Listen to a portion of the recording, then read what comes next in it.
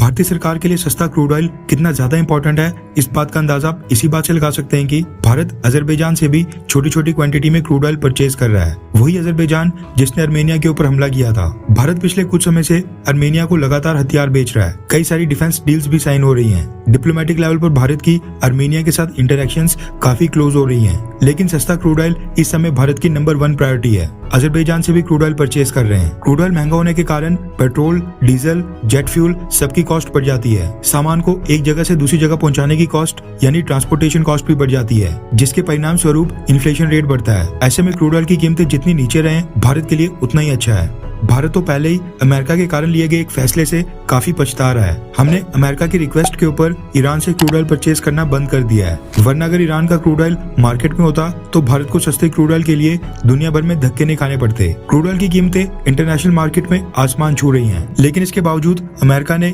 Iran और Venezuela के साथ नेगोशिएशंस में तेजी अभी तक नहीं लाई है। अगर इन दोनों देशों का क्रूड ऑयल मार्केट में आ जाता है तो सिचुएशन काफी हद तक कंट्रोल में होती, और ये सऊदी अरब और ओपेक देश जो अपनी मनमानी कर रहे हैं वो नहीं कर पाते। उल्टा रशियन ऑयल के ऊपर प्राइस कैप लगाकर क्रूड ऑयल मार्केट में डिसरप्शन पैदा करने की कोशिश की जा रही है। अमेरिका ने रशियन ऑयल के ऊपर प्राइस कैप की नेगोशिएशन स्टार्ट कर दी थी, लेकिन शुरुआत में उसमें बस G7 के देश शामिल थे।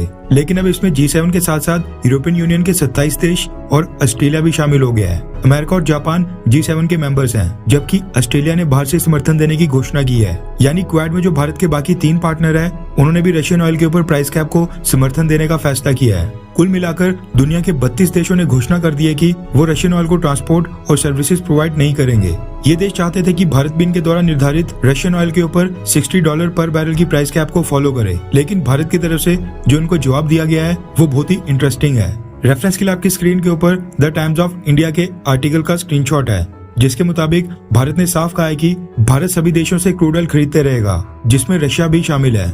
भारत ने कहा है कि हम अपनी एनर्जी नीड्स के लिए दुनिया के किसी भी देश से क्रूड ऑयल परचेज करेंगे। रशिया तो एक सप्लायर है। भारत इस समय तकरीबन 30 देशों से क्रूड ऑयल परचेज कर रहा है। हम रशिया से भी बाकियों की तरह क्रूड ऑयल परचेज करते रहेंगे। भारतीय सरकार ने कहा है कि ईरान और वेनेजुएला के ऑयल की तरह रशियन ऑयल के ऊपर पूरी तरह से सैंक्शंस नहीं लगे हैं। कोई ये नहीं कह रहा है कि रशिया से क्रूड ऑयल परचेज ना करो। बात प्राइस कैप की हो रही है, तो अगर शिपिंग का इंतजाम हो जाए और अगर इंश्योरेंस और फाइनेंसिंग G7 या फिर यूरोपियन यूनियन से बाहर हो जाए तो कोई भी देश रशियन ऑयल खरीद सकता है, और भारत भी वही कोशिश करेगा।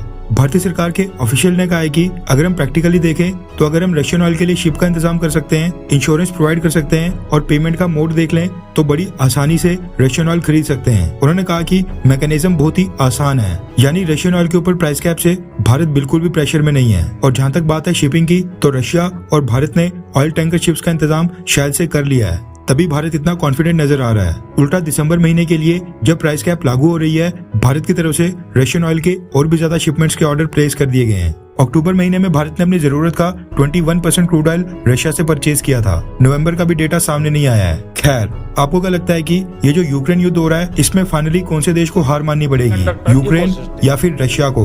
नीचे कमेंट करके अपनी राय जरूर बताएं।